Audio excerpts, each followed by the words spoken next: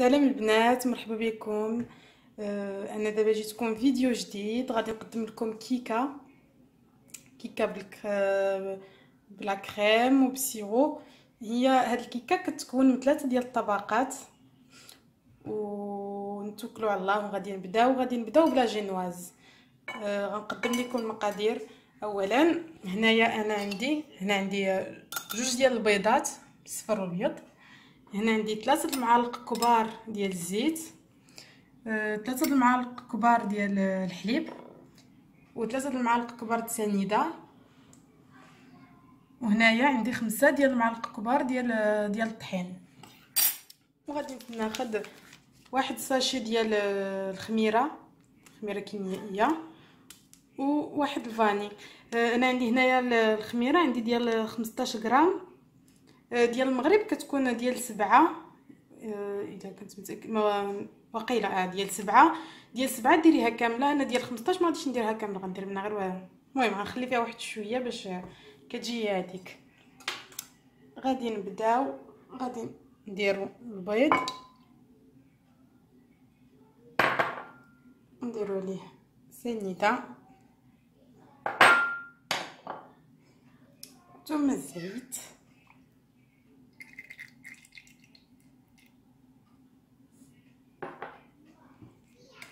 وغادي نبداو نحركو.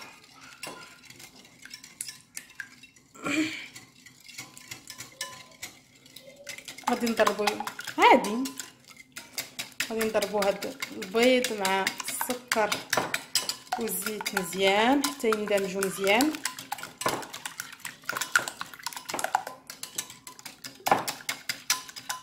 دابا غادي نزيد الحليب،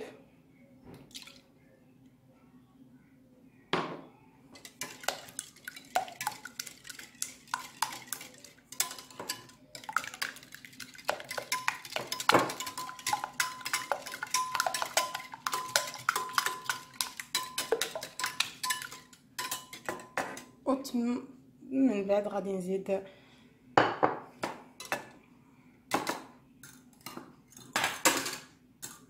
الطحين. انا غادي نكبو دقه وحده، محقاش بالعبار 5 المعالق كبار، ومن بعد غادي نخلط.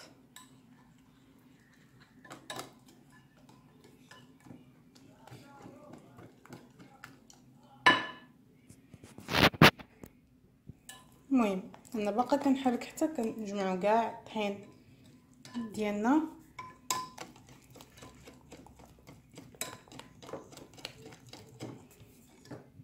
تكون عندنا العجين ما كتقصحش، كتبقى شويه جاريه هكذا.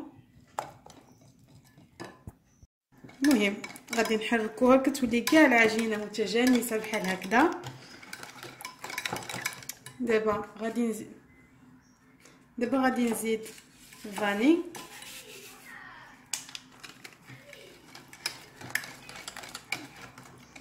واخيرا غادي نديرو الخميره. كي قلت لكم الخميره ديال المغرب كيكون فيها غير 7 غرام، نديروها كامله. هذه حنا عندنا فيها 15، خلي فيها واحد شويه، ما كنديرهاش كامله. كنحاولوا باش ما كتسلطش لينا، باش ما كتجيش عاليه بزاف، لحقاش كما كتعرفوا لا جينواز خاصها تكون هابطه، باسكو لحقاش غادي نديروا ليها 2 طبقات اخرى.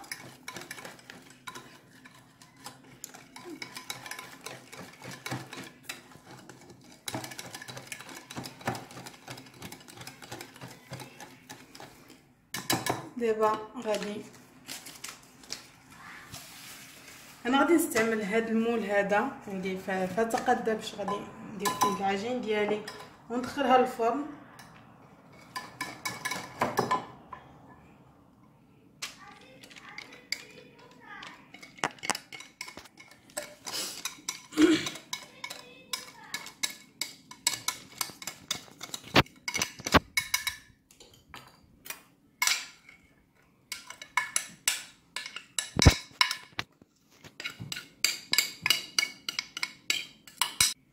دابا دابا البنات كما شفتوا انا داك العجينيه كي قلت لكم كتجي طبقه غير خفيفه.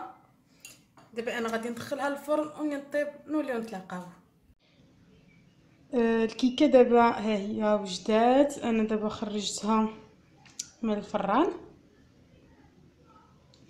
ودابا غادي ندوز لعمليه اخرى، وهي عندي هنايا عصير ديال الليمون، وغادي خاصني ندهن الكيكه ديالي مزيان. خاصني باش كتولي لنا رطبه ما كتجيش قاصحه، كتجي رطبه حتى هي زوينه.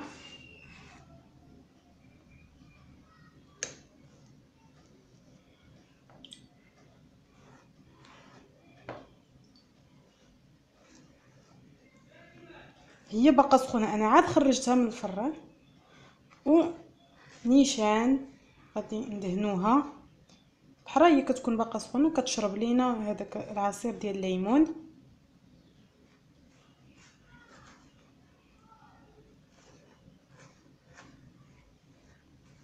وغادي نخليوها حتى تبرد عاد باش ندوزو للطبقه الثانيه. خليوكم معايا البنات. ندوزو دابا للطبقه الثانيه ديال لا كريم باتيسير.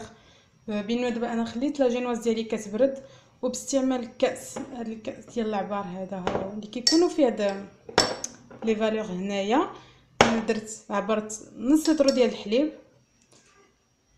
وانا درتو هنايا كيغلي باش نخلصو حتى يغلي. وعاد كنزيدو عليه لا كريم باتيسير. لا كريم باتيسير اللي كنستعمل هي الزا سون كونسيرفاتور، كيكونوا فيها دي غران ساشي بحال هكا، ونص لتر ديال الحليب كنديرو فيه ان ساشي. المهم انا دابا الحليب ديالي هو كيطيب وغادي نستناه حتى يطيب، حتى كيطيب مزيان كيطلع الحليب عاد كنديروه عليه باش ما كضيعش لينا، باش ما كتبقاش جاريه ودغيا كتعقد. البنات انا خليت الحليب ديالي حتى طلع، دابا انا طفيت عليه وغادي نضيف، كنحركو باش ما كيبقاش هذيك الفراره ولا عرفتش انا كيقولوا ليها من الفوق. وكنخوي لي ساشي كامل ومن بعد كنبقى نحرك بطريقه دائريه.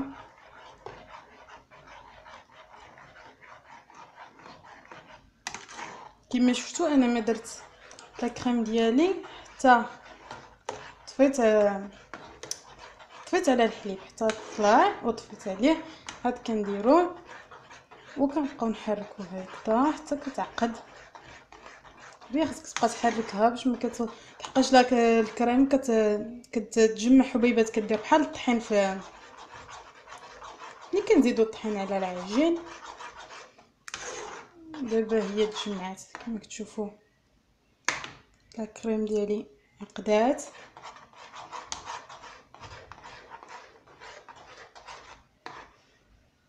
هذا هو لو ريزولتا فينال.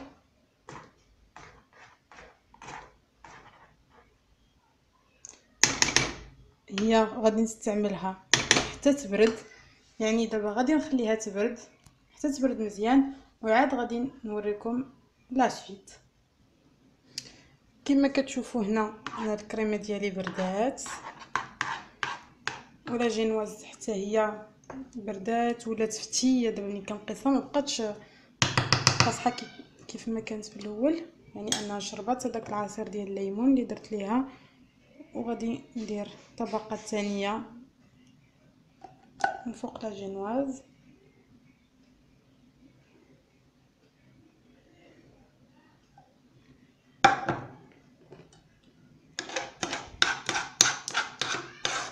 يعني هو صعيب باش انك تصور وتخدم في نفس الوقت.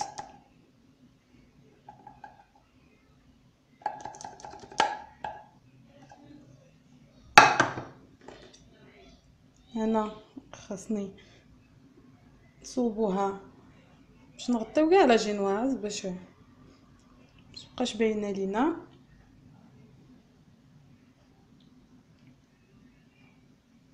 ونحاولوا ما نديروش جهه طالعه جهه هابطه، هذا هو المشكل اللي كنت كنلقى انا في الاول. ديما كانت عندي جهه طالعه جهه هابطه.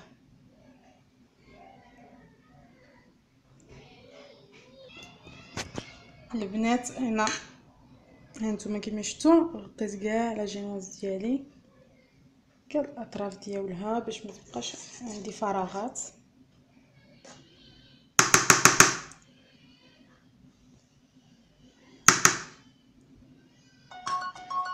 دابا غادي ندوزو للتزيين. انا للتزيين اختاريت البنان، هنايا قطعت جوج ديال البنانات والكيوي. يعني هو التزيين تقدري تزيني به اي حاجه، انت وشنو كل وحده كي كتبغي. كنقول لك وحده كي كتفنن. هنا عندي غير كيويه وحده لحقاش انا غادي نديرو غير مساعد. حنا عندنا البنان اللي كتستعمل بزاف في الدار، دونك انا غادي نبدا التزيين ديالي بالبنان.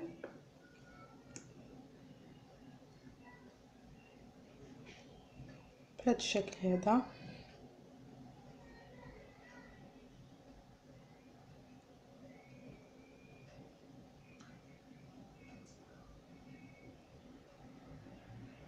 يعني فيما بعد، يعني بين قوسين كي كنقولوا التزيين كيبقى كل واحد والذوق ديالو، كل واحد كيفاش كيبغي يزين باهياش، كل واحد شنو كيبغي شنو ما كيبغيش.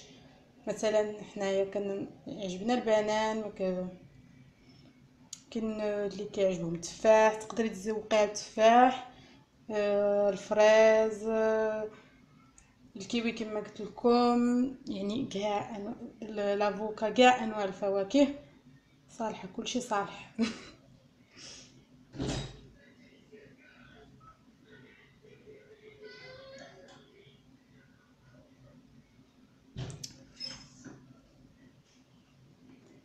هنا غادي كنكمل التزيين ديالي بهذا الشكل.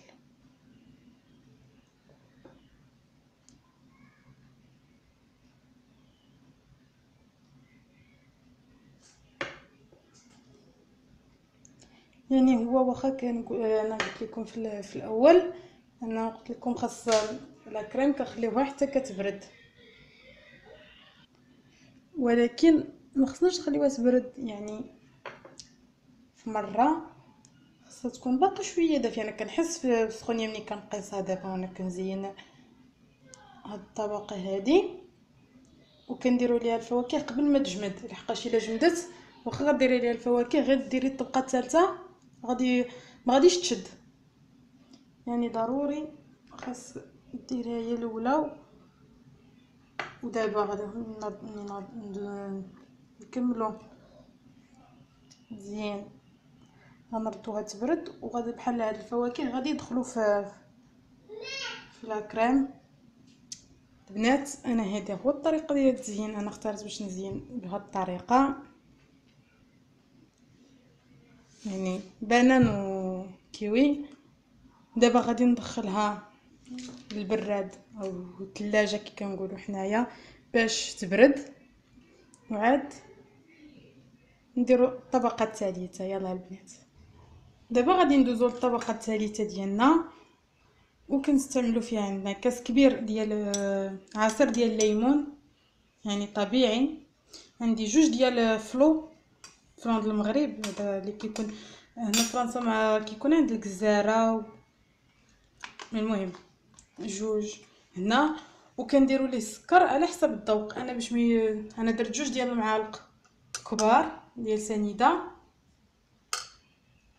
باش ما يجينيش حلو بزاف، وانتم على حسب الذوق. غادي نكب مره ثانيه. خصني نديرو كاس ديال عصير الليمون، كنديرو سكر سنيده كنحركو. دابا انا شعلت عليه وغادي نكب لي ساشي ديال الفلان ونحرك. طبعا باش ما كيتجمدش ليا.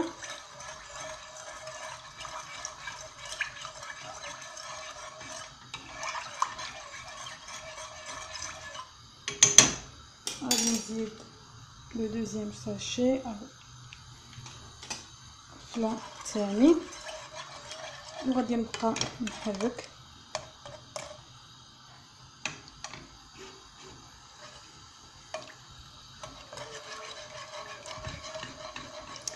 هو خاصني نخليه نبقاو كنحركو وكنخليوه حتى كيطبخ، حتى كيطلع حتى هو.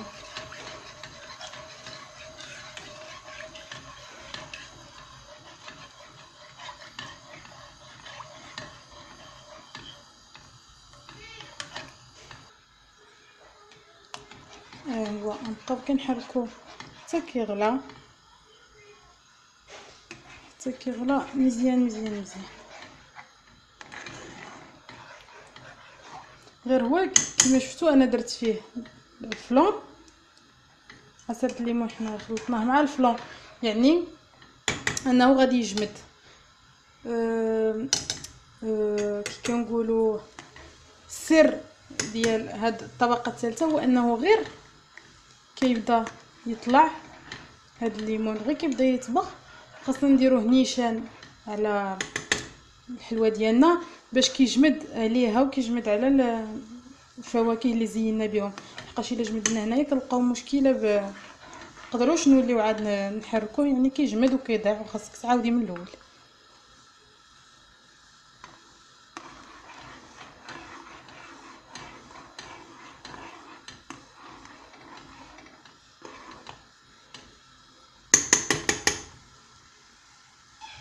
انا عصير ديالي ها هو طلع، غادي نطفي عليه وغادي ندوز المرحله ديال التزيين بالطبقه الثالثه. المهم البنات انا من بعد كما كتشوفوا هنايا معايا انا وليت صفيت هذا العصير لحقاش هذاك الفلون كيبقاو حبيبات كيبقاو باينين. داكشي انا وليت صفيته مزيان باش ما يدير لياش. دابا انا درت كما شفتوا كاس كبير ديال الليمون كيدير لنا طبقه تجي شويه غليظه ديك الطبقه ديال الليمون على الفواكه. بغيتو تكون طبقه غير صغيره ديال الليمون نديرو غير كاس صغير. المهم بغيتوها كبر من تكون طبقه كبيره اكثر من هذه زيدوا على الكاس الكبير، زيدوا ديروا 2 كيسان، كاس ونص. المهم عينكم ميزانكم. دابا انا غادي كما شفتوا كانت هذه هي الحلوه ديالي. دابا انا غادي ندخلها للمجمد وحتى تشد هاد الطبقه ديالنا تجمد مزيان، تشد راسها، وعاد نوريكم النتيجه النهائيه. انا كنقدم لكم الشكل النهائي ديال الحلوه ديالنا. كنتمنى انها تعجبكم وانكم تجربوها. الى عجبتكم الفيديو ديال هذا النهار ما تبخلوش علينا بلايك وتابوناو معنا اللي بالنسبه لي مازال ما تابوناوش، وبارطاجيو الفيديو قدر ما امكن، وضغطوا على الجرس باش يوصلكم كل جديد ان شاء الله باذن الله. وخليو لينا في لي كومونتير، وكنتمنى انكم تجربوها واللي جربها يخلي ليا كومونتير لتحت. المهم البنات كنتلاقاو في فيديو جديد ان شاء الله قريب ان شاء الله. هاد المره ما نتعطلوش عليكم، وشكرا على المتابعه. كنتمنى نكون كنت خفيفه على قلبكم وتعجبكم الوصفه والكيكه ديالي.